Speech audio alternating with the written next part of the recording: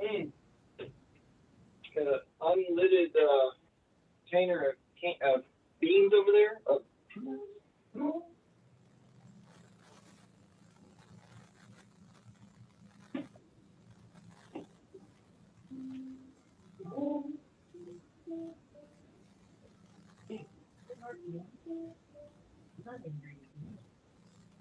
I just don't want you to shit on my stuff.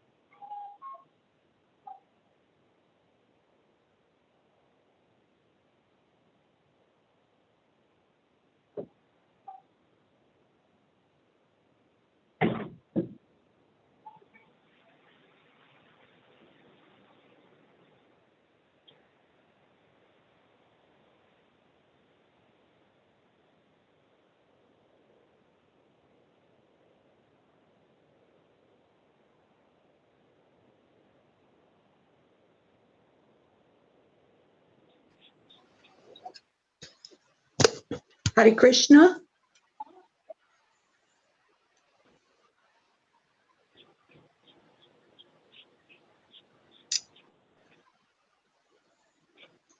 Is anybody else on the call?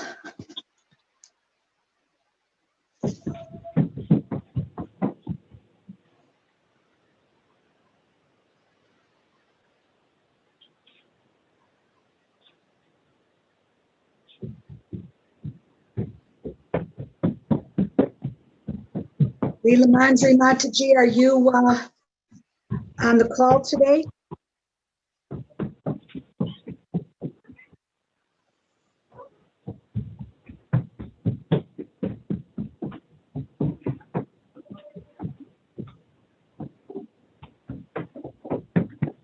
Okay, if you're not going to speak, please mute your phone when you're not speaking, please.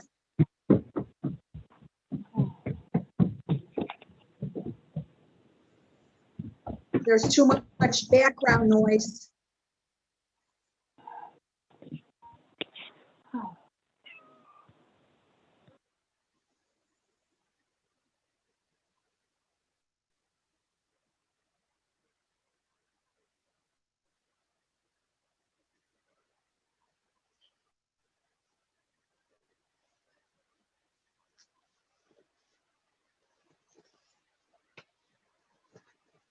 Leela Manjari Mataji, are you on the call?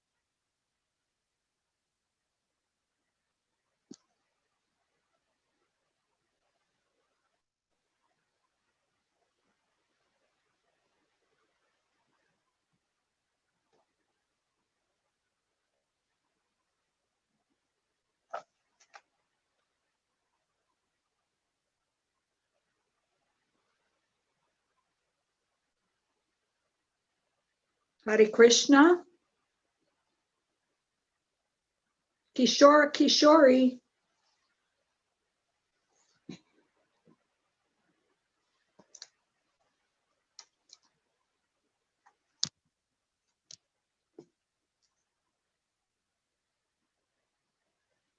Okay, I'm going to wait a few more minutes before I start. Nobody's acknowledging anything, so I'm not going to do the class by myself if no one's there.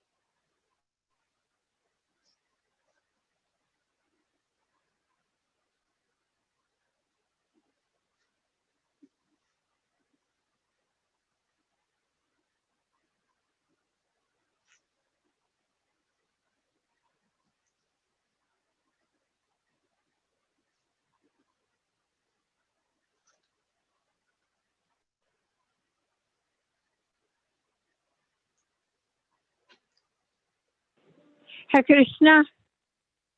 Hare Krishna Mataji. Please accept my humble obeisances. All glories to Guru Maharaj and Srila Prabhupada. Are you okay? Sorta, kinda. I just had a eye doctor appointment, ophthalmologist appointment. They dilated my eyes. Everything's a blur. Yeah, I And get that too. I'm like anxiety, like it rates 10 on Richter scale. They want to do cataract surgery. Yeah, I've had that done too. That's really good. Oh, is it? Yeah. Very, very good, Mataji. I've had it done. And it, I don't know. it, I don't know if I. No. Yeah. I don't know if I think so much of the clinic though that I went to. I'm gonna okay.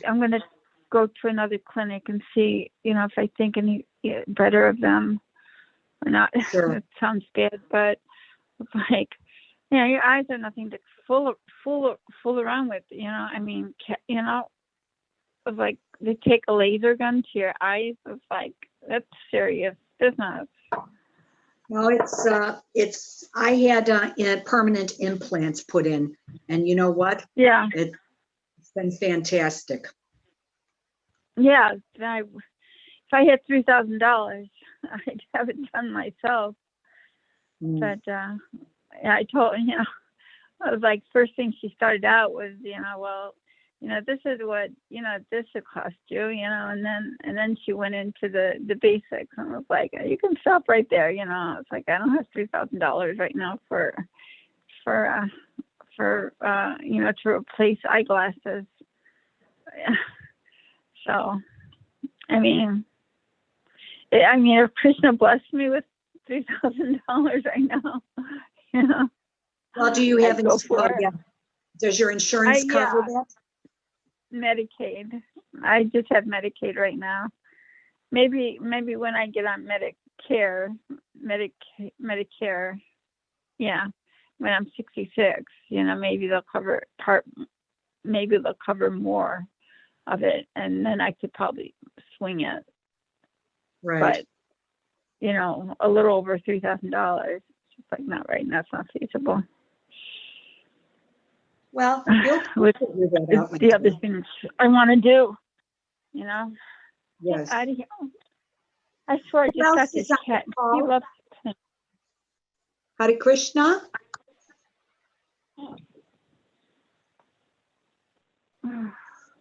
Who's on the call besides the Mataji? I don't know. There's someone else here, Madhurasha, or Madhurasa.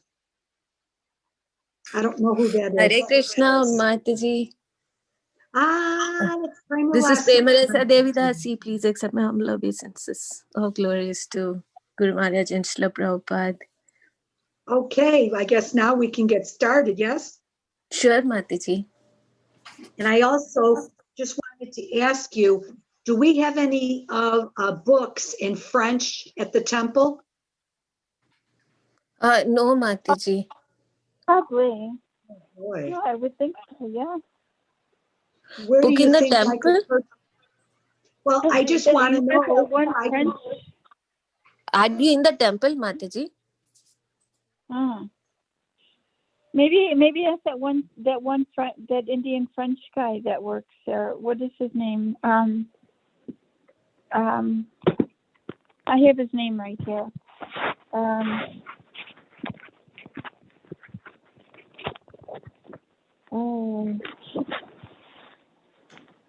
Well, it's not important right now, Mataji, but I will talk to you about it afterward, maybe, Premarasa Mataji, to find out where I can get some, like Krishna book in French. Okay. Oh. Yeah. Okay, let's start with the prayers. Okay. Om Jnana Tirandasya Dhananjana Shalakaya Chakshuru Militam Yena Tasmai Shri Gurave Namaha Shri Chaitamano Bhishtam Stapitam Yena Bhutale Svayam Rupa Kadamayam Tadati Spapavantikam Vanchakalpatarubhyascha Kripa Sindhubhya Evacha Patitanam Pavanebhyo Vaishnavebhyo Namo Namaha Tanya Prabhu Nityananda Shri Advaita Gadadara Srivasadi Gaura Bhakta Vrinda Hare Krishna, Krishna Krishna, Hare Hare, Hare Rama, Rama Rama, Hare Hare, Narayanam Namaskritya, Naram Chaiva Narottamam, Devim Saraswatim Vyasam Tato Jayam Udirayet, Nashta Prayashu Abhadreshu, Nityam Bhagavata Sevaya, Bhagavati Uttama Shloke, Bhaktir Bhavati Naishtiki. Okay, so anybody who can read, this is for all of us. We have today Canto 3, Chapter 33, and we're reading text 27 through 30. So let's see. I can start with text 27, and maybe someone else can read 28. You know, we can take turns that way. Okay? It looks like there might be enough people on here. I just don't know who's on. Okay. Text 27. Nicharuda samadhivat paravrita guna brahma nasasmara tadatmanam spapne dristam ivotihita. Translation and purports by His Divine Grace, A.C. Bhaktivedanta Swami Srila Prabhupada Ki Jai. Translation: situated in eternal trance and freed from illusion, impelled by the modes of material nature, she forgot her material body, just as one forgets his different bodies in a dream. Purport: a great Vaishnava said that he who has no remembrance of his body is not bound to material existence. As long as we are conscious of our bodily existence, it is to be understood that we are living conditionally under the three modes of material nature. When one forgets his bodily existence, his conditional material life is over. This forgetfulness is actually possible when we engage our senses in the transcendental loving service of the Lord. In the conditional state, one engages his senses as a member. Okay, for those who are not speaking, please mute your phone when you're not speaking. Okay, thank you very much. This forgetfulness is actually possible. Oh, I just said that. In the conditional state, one engages his senses as a member of a family or as a member of a society or country. But when one forgets all such membership in material circumstances and realizes that he is an eternal servant of the Supreme Lord, that is actual forgetfulness of material existence. This forgetfulness actually occurs when one renders service unto the Lord. A devotee no longer works with the body for sense gratification, with family, society, country, humanity, and so on. He simply works for the Supreme Personality of Godhead, Krishna. That is perfect Krishna consciousness. A devotee always merges in transcendental happiness, and therefore he has no experience of material distresses. This transcendental happiness is called eternal bliss. According to the opinion of devotees, constant remembrance of the Supreme Lord is called samadhi or trance. If one is constantly in trance, there is no possibility of his being attacked or even touched by the modes of material nature. As soon as one is freed from the contamination of the three material modes, he no longer has to take birth to transmigrate from one form into another in this material world. Okay, would somebody please, would someone care to read text 28? I would say 28 and 29 together. I can read, Mataji. Oh, you're so kind. Thank you, Premarasa. Thank you, Mataji. So text 28. Yes. That day. Mataji, are you able to hear me well? Oh, yes. Okay. 28 and 29, because they're short. Okay, Mataji. Taddeha parata posho api akrasjadi asambhavat babhau malar avachana saduma eva pavakaha. Translation. Her body was being taken care of by the spiritual damsels created by her husband, Kardama. And since she had no mental anxiety at that time, her body did not become thin. She appeared just like a fire surrounded by smoke. Purport. Because she is always in transcendental bliss, the thought of the personality of Godhead was always carefully fixed in her mind. She did not become thin, for she was taken care of by the celestial maidservants created by her husband. It is said, according to the Ayurvedic medical science, that if one is free from anxieties, he gradually becomes fat. Devahuti, being situated in Krishna consciousness, had no mental anxieties, and therefore her body did not become thin.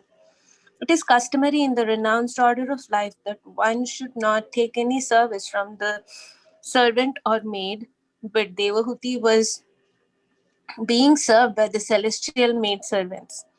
This may appear to be against the spiritual concept of life, but just as fire is still beautiful even when surrounded by smoke, she looked completely pure, although it seemed that she was living in a luxurious way.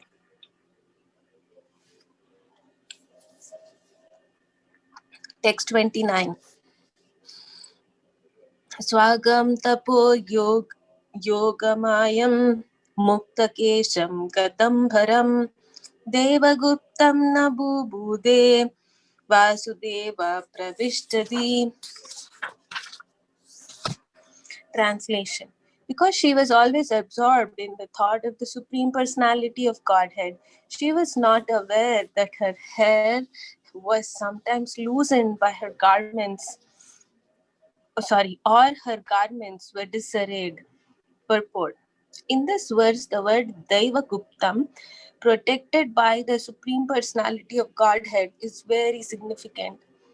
Once one surrenders unto the service of the Supreme Lord, the Lord takes charge of the maintenance of the devotee's body, and there is no need of anxiety for its protection.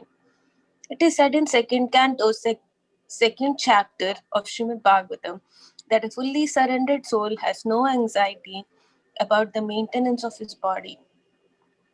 The Supreme Lord takes care of the maintenance of innumerable species of bodies. Therefore, one who fully engages in his service will not go unprotected by the Supreme Lord. Devahuti was naturally unmindful of the protection of her body, which was being taken care of by the Supreme Person. Thank you, Premarasa. Does somebody else have a book? Linda Mataji, I don't know who else is on the call. It might be, is that Ruchi Mataji? Yeah, I think it's Ruchi Mataji. Okay, Ruchi Mataji or Linda Mataji, would you care to read text 30, please? Oh, over down my eyes. I just pressure. Oh, that's right. I'm sorry. Yeah. I remember now. That's okay. No. Ruchi Mataji, would you care to read?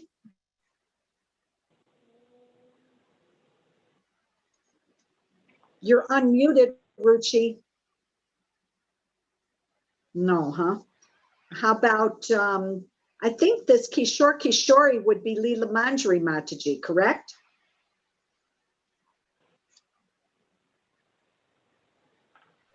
Mataji, I'm not sure. Maybe it is her, but she's not able to read today. Maybe she's just doing the live recording and then she's doing her things. Sure. Okay, well, I guess then I'll read the last text if no Yes, one else has Mataji. it. Thank you. Okay, sure.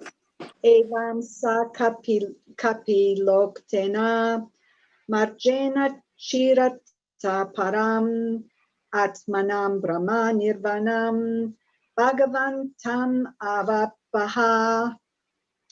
Translation. My dear Vidura, by following the principles instructed by Kapila, Devahuti soon became liberated from material bondage, and she achieved the Supreme Personality of Godhead as Super Soul without difficulty. Purport. 3 words have been used in this connection to describe the achievement of Devahuti: Atmanam, Brahma Nirvanam, and Bhagavantam. These refer to the gradual process of discovery of the absolute truth, mentioned herein as the Bhagavatam. The Supreme Personality of Godhead resides in various Vaikuntha planets. Nirvana means to extinguish the pangs of material existence. When one is able to enter into the spiritual kingdom or into spiritual realization, one is automatically freed from material pangs. That is called Brahma Nirvana. According to Vedic scripture, Nirvana means cessation of the materialistic way of life. Atmanam means realization of the super soul within the heart. Ultimately, the highest perfection is realization of the Supreme Personality of Godhead. It is to be understood that Devahuti entered the planet, which is called Kapila Vaikuntha. There are innumerable Vaikuntha planets predominated by the expansions of Vishnu. All the Vaikuntha planets are known by a particular name of Vishnu. As we understand from Brahma Samhita, Advaitam, Achyutam, Anidim, Ananta Rupam. Ananta means innumerable. The Lord has innumerable expansions of his transcendental form. And according to the different positions of the symbolical representations in his 4 hands, he is known as Narayan, Pradyumna, Aniruddha, Vasudeva, etc. There is also a Vaikuntha planet known as Kapila Vaikuntha, to which Devahuti was promoted to meet Kapila and reside there eternally, enjoying the company of her transcendental son. Wow. Okay. Well, I wasn't here for the class on Friday, so I don't know what happened, but I'm assuming that Devahuti, the mother of Lord Kapila, left her body, is what I'm assuming. I could be wrong. Let me see here. She attained transcendental bliss. I'm assuming she became a liberated soul. Mataji, maybe we can read a few translations from the previous verses because I was also not there. Yes. Okay, Just the read, last 3 or something. Yeah, just the translation part. Okay. Text 23. Thereafter, having heard with great eagerness and in all detail from her son, Kapila Dev, the eternally smiling personality of Godhead, Devahuti began to meditate constantly upon the Vishnu form of the Supreme Lord. 24 and 25. She did so with serious engagement in devotional service. Because she was strong in renunciation, she accepted only the necessities of the body. She became situated in knowledge due to realization of the absolute truth. Her heart became purified. She became fully absorbed in meditation upon the Supreme Personality of Godhead, and all misgivings due to the modes of material nature disappeared. 26. Her mind became completely engaged in the Supreme Lord, and she automatically realized the knowledge of the impersonal Brahman. As a Brahman realized soul, she was freed from the designations of the materialistic concept of life. Thus, all material pangs disappeared, and she attained transcendental bliss. Well, it doesn't say she left her body here. But she became liberated, and I believe, I'm assuming this, she got Brahman realization, which is not the highest realization.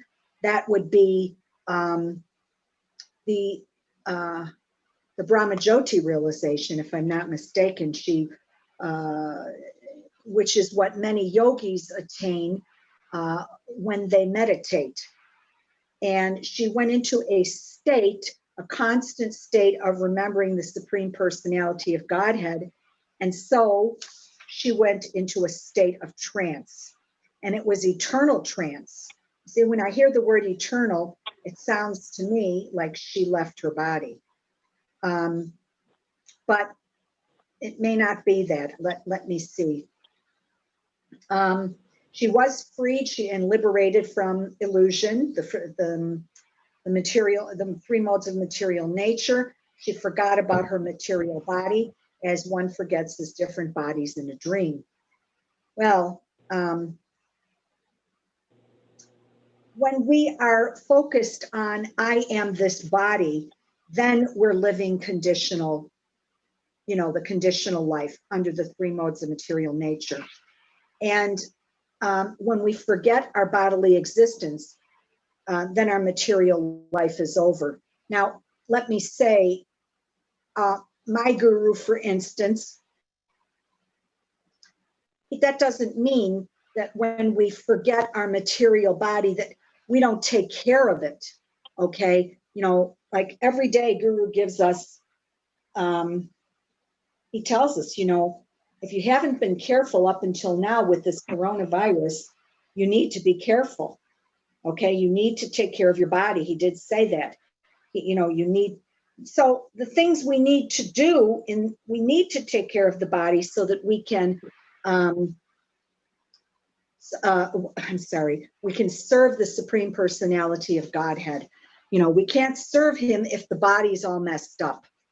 And, as you all know, my dear Guru Maharaj got COVID, but he's a pretty strong person. I mean, he takes very good care of the body in the sense that, he's building up his immune system. And he said that. He said, you all need to be doing that now during this pandemic, otherwise you're not going to make it. He said, you need to be careful. So, but when we forget our bodily existence, we don't think that we are the body, okay? We just take care of the body so that it is healthy, so that we can serve the Supreme Personality of Godhead. So how do we forget the body? Well, we engage in transcendental loving service to the Lord, devotional service. So when we're conditioned, we're thinking, okay, I belong to this family. I belong to this nationality. I belong to this particular country. I'm a member of such and such a group, et cetera, et cetera. But when we forget about those designations and realize that we are an eternal servant, we are spirit souls and eternal servants of the Supreme Lord, that's when we forget the body. Okay, be careful. Please mute your phone if you're not speaking. So if we're rendering service to the Supreme Personality of Godhead, we're not concerned with the body for sense gratification. There's a big difference.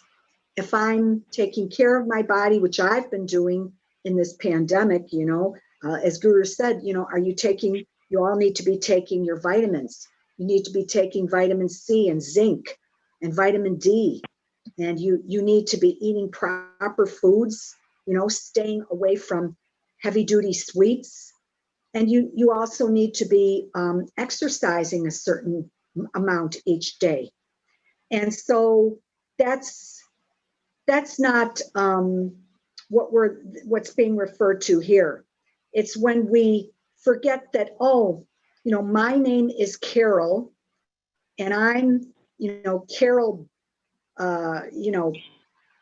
Carol Bling Bling, and I have 4 brothers, and we, we're all of, I don't know, African descent, and,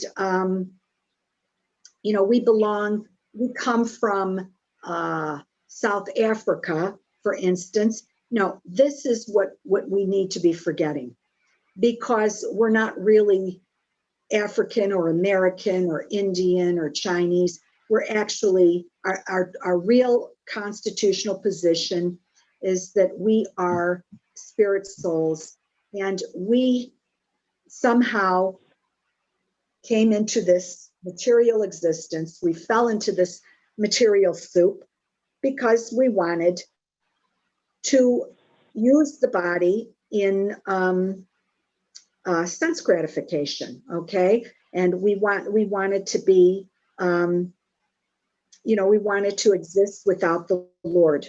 We wanted to do it our way. So when we realize who we truly are, then, and we render service to the Lord because we are the servant of the servant of the servant, then we are practicing perfect Krishna consciousness.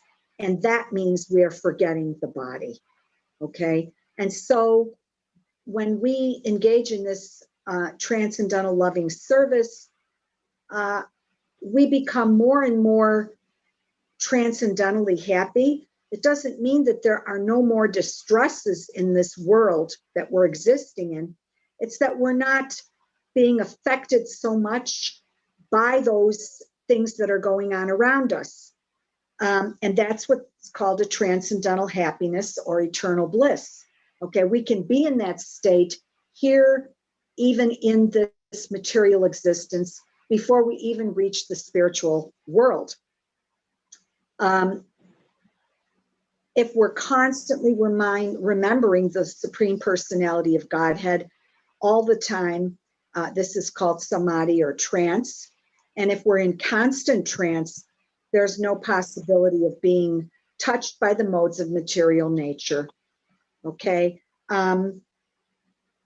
So once we are freed from these 3 modes, which means we have to purify our consciousness, of course.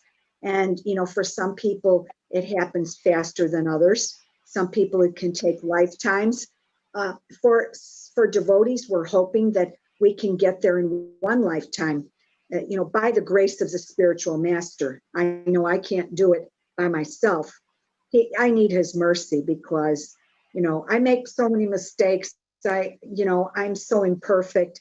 And sometimes I get, how can I say, allured into sense gratification on, they're not big levels, but here and there, it pops up and I think, oh, maybe I could enjoy. No, you're not going to enjoy that. We can only enjoy things when they are in relation to the Lord. That's when we truly can enjoy things. If everything we do is given as an offering to the Lord, everything, I don't care if it's washing dishes when you get up, then yes, we can feel that transcendental happiness. Now, I can just say for myself that since coming to Krishna consciousness, in the beginning, my distresses were not taken away so quickly.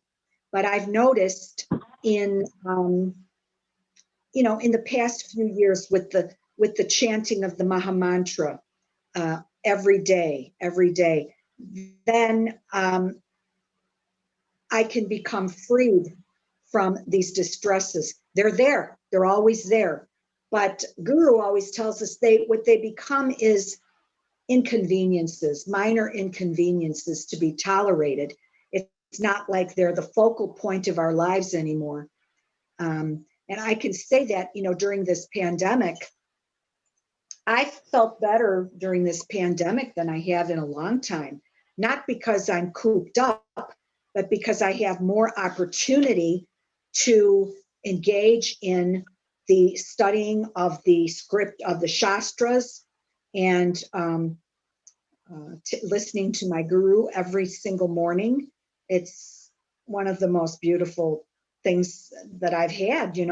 I think I have more association with the guru now than I ever did. So I think that's the gist of text 27. Yeah. So if Premarasa Mataji, if you'd like to explain the next couple of verses, if I missed something or I misexplained it, please tell me. You can also add to that if you'd like. Thank you. Mataji, thank you so much. I was appreciating your points that you were making, that how important devotional service is to a devotee. Not just a devotee, like anybody, because without devotional service, one is completely engrossed in the material body. And if one is completely engrossed in the material body and in the material relationships, then it is very hard for such a person to actually make any kind of spiritual advancement. Because spiritual advancement, like you said, is something that one needs to cultivate, keeping aside their bodily designations. And in these verses, that's what we are hearing, that after actually Devahuti was very saddened when she saw, like she was feeling great attachment for her husband when he left home. But the whole time that she heard Kapila Dev speaking about devotional service, towards the end, like even Kapila Dev left home, and then she was alone with her maidservants and the house that Kardama Muni had given her. In all of that, which had so much opulences and so many different things, Devahuti could actually bring her mind to the Supreme Personality of Godhead towards the end of her life. So it is, like you said, it is only possible through devotional service. And here in this verse, it says that she had actually not lost any weight, because generally people become really thin before they leave their body. But for her, because she did not have any kind of material anxiety. Now, material anxiety can be given away when one is above those material designations and one is completely surrendered unto the Lord. So it is actually a very high and elevated platform for anybody to reach in this material world. But the pure devotees of the Lord, like you are sharing about Chandamali Maharaj, and so for devotees, pure devotees like that, they are actually able to give up material anxieties, and they're able to be absorbed in the lotus feet of the Lord, topics of the Lord. If we see anybody else, the yogis or the gyanis or any of those, they cannot do what the pure devotees of the Lord can do. They have different kinds of mystic powers, and then they can show different kinds of magic. But Prabhupada always said the real magic is that when one can get absorbed in the topics of the Lord. Because that's exactly what Prabhupada did to his disciples. Everybody else, they came to the West, they were trying to do so many different things. They showed them magic, they showed them so many different things. But this was real magic, that Prabhupada could bring thousands of people to the lotus feet of the Lord. Because this is not an ordinary task, something that is beyond this material world. To be able to bring somebody to that reality is really an extraordinary task. Because without the sanction of the Lord, without the mercy of the Lord, it is not possible. Actually, I was just thinking about the Damodar Ashtakam, because in this Damodar month we are celebrating Damodar, and the thing that is said is that when Yashoda Mai, she was trying to bind Krishna with the rope was 2 fingers too short. And it is said that those 2 fingers actually indicate that one is the sincere desire of the devotee, what he is actually doing to please the Lord. And the second finger is Krishna's mercy. So for any devotional activity or to take place, these 2 are important.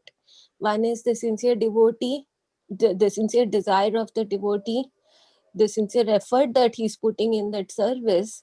And the second is the mercy of the Lord. They both have to act upon. So in this case, Devahuti had the Supreme Personality of Godhead as her son. So she had the mercy.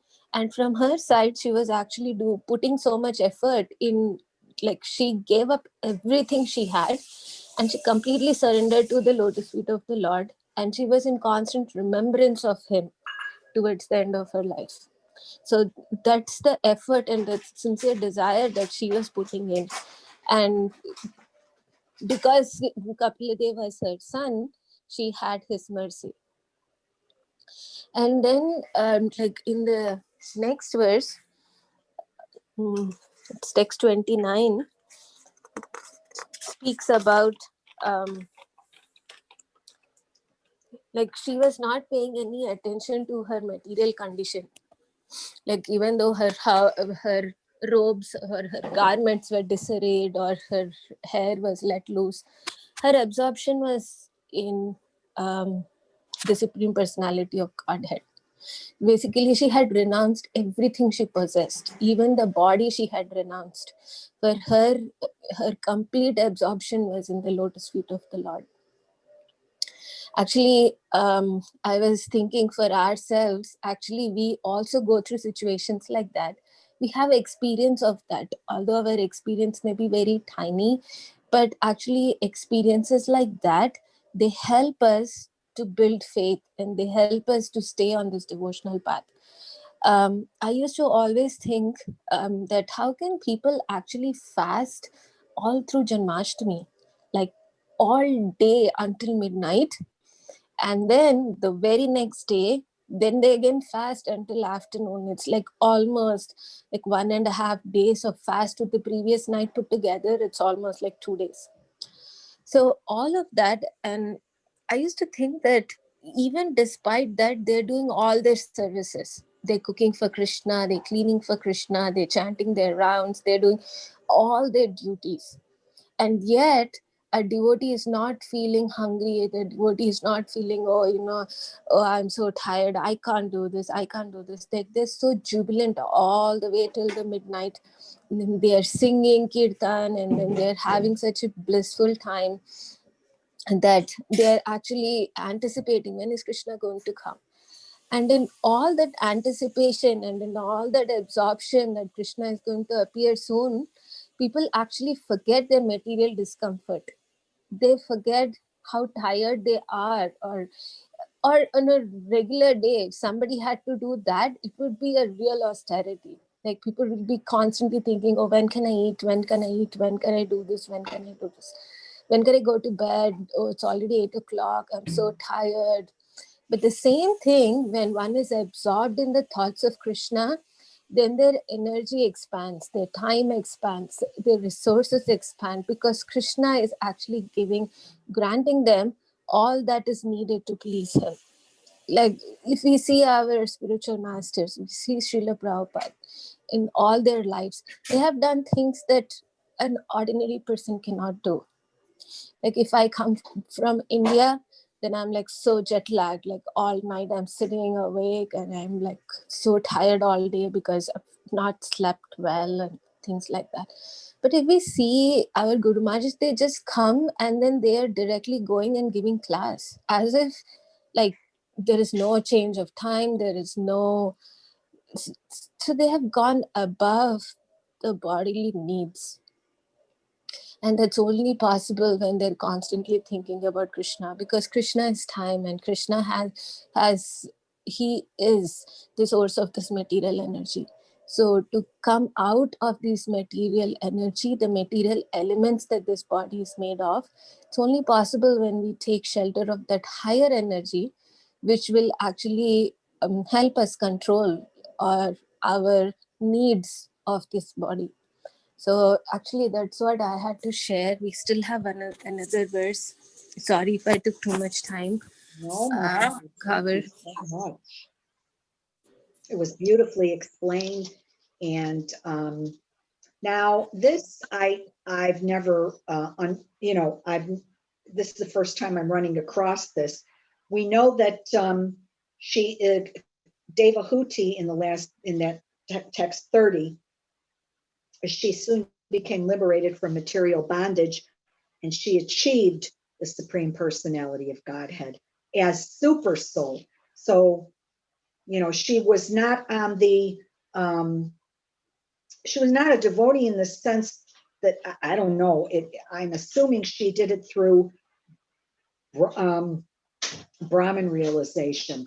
I'm not sure. It says here, 3 words have been used to describe the achievement of Devahuti. This is what I've not seen before. So the gradual process of discovery of the absolute truth, okay, which is Bhagavantam, and then the Supreme Personality. This is a hard section here, because the Lord resides in various Vaikuntha planets, which I'm reading now in Chaitanya Charitamrita. I think that is the location just below Krishna Loka. Okay, then there are all of these Vaikuntha planets, and those, if you can enter the spiritual kingdom or spiritual realization, you're freed from material pangs. Boy, that is the best. That's called Brahma Nirvana. So, Nirvana means cessation of the materialistic way of life. So she achieved Atmanam, which was realization of the super soul within the heart. And then we know that the highest perfection, of course, is the actual achieving the Supreme Personality of Godhead, Bhagavan, right? So Devahuti entered the planet called Kapila Vaikuntha. Well, she did, it sounds to me, these Vaikuntha planets, I believe, are spiritual planets in the spiritual world. So if she entered the planet known as, known by a particular name, I didn't know this before, but all the Vaikuntha planets are named after Lord Vishnu. So, so we know that there are innumerable Vishnu planets there in the Vaikunthas. And so, oh boy, yeah. So there's a Vaikuntha planet also called Kapila Vaikuntha, and Devahuti was promoted to meet Kapila Dev and reside there with her son, eternally enjoying the company of her transcendental son. Am I to understand here that Devahuti achieved, I don't know, she went to the spiritual world, I'm assuming, and she went to Kapila Vaikuntha. I don't know if but she did not, it doesn't seem to me here that she got the highest form of realization. tell me if I'm wrong there, because it seems that she did not get the topmost realization.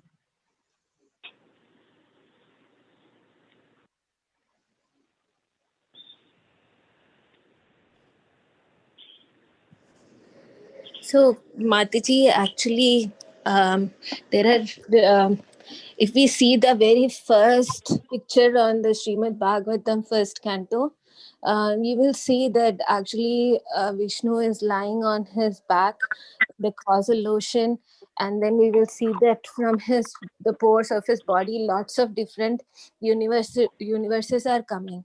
Now, each universe, if we see closely on top of that picture, we will see that there are the names of different universes that are written in very tiny letters. So, actually, there are many different kinds of liberation, that nirvana that is being mentioned here. Now, the nirvana that is usually present in those Vaikuntha planets is that they get similar form of the Lord. That means they are basically the residents in those Vaikuntha lokas have 4-armed form similar to the Lord. So there are like different kinds of liberation like Swarupya, Samipya. Samipya means that they live close to the Lord. Then they have Swarupya. Swarupya is what we see in these Vaikuntha planets. Rupa means form. So they have Swarupa means similar to the form of the Lord. And then they have can't remember the other words, but they have opulence similar to the Lord. So like that, they have different categories that people can take liberation. And these liberations are actually based on which form we meditate upon when we leave our body. So if somebody was meditating on Narsimha Dev when he is leaving his body, then they go to the Narsimha planet. If somebody is thinking about Lord Ram, they go to Lord Ram's planet. If somebody is thinking about, say, Vamanadev, they go to Vamanadev's planet. So here, she is actually thinking of Kapila, Devahuti. So she went to Kapila Vaikuntha. See, it's a planet of Lord Kapila Dev. So it is not that they have not reached the highest planet, but actually it is true, they have not reached Goloka, that is right, but it depends on the desire they have. So it is the desire of the living entity that the Lord blesses. Would these be, So, these Vaikuntha planets, they are in the spiritual world? yeah, they are in the spiritual world. Yeah, and because they have the 4-armed form of the Lord, actually Paramatma has a 4-armed form of the Lord. That's why it is referred here that she was actually she got Paramatma liberation kind of a thing, because that's what these Vaikuntha planets have. All the inhabitants have 4 arms, like Vishnu, of those planets. They are spiritual planets, but they are not equal to Goloka in the sense that there are no those sweet pastimes being performed in those planets. Well, then Like if somebody goes to, does she have to come back then? No, she doesn't have to come back. Actually, in those planets, they performed service to Krishna, but not in those intimate ways. Like not like they intimate ways, like that means that they are not like somebody is not a parent of Krishna or somebody is not a friend of Krishna. So they're all like residents of Vaikuntha Lokas, and then they're performing different services. I think they assist in creation, but I do not know exactly what their specific services. Yeah, but we just know that they don't have the same intimacy that Prabhupada is also saying that the highest form is the form where one is interacting or being part of those personal pastimes with the Lord. Okay, Mataji, but, so am I to understand that they have to be like that eternally? Or can they be promoted even from the Vaikunthas? Mataji, they can get promoted also, but it is, see, not everyone desires to be in Goloka. Their Ah, rasa is different. Their meditation is different. They want to serve the Lord in this way. They don't want to be like so close. Not everyone has the same desire. So people who have this kind, like even in our temple, we will see that not all devotees want to dress the deities, or not all devotees want to cook for the deities. Some people want to just clean the temple. Some people want to just be in the kitchen and then just clean the pots, or some people just want to dress the hair of Krishna, like they don't even have to come to temple, or some people want to just preach. So there are different activities, and depending on the propensity of the living entity, there are different planets also in the spiritual realm. So people, it's not like they're performing devotional service of preaching here and then they have to go and dress Krishna in the spiritual world. So they have different planets where it is like Narada Muni, he's preaching, he's going to different planets and preaching. Similarly, they have like different devotees have different desires, and depending on those desires, there are different planets. So not everybody wants to perform that, you know, of being a friend or being so close to Krishna. So they do other activities.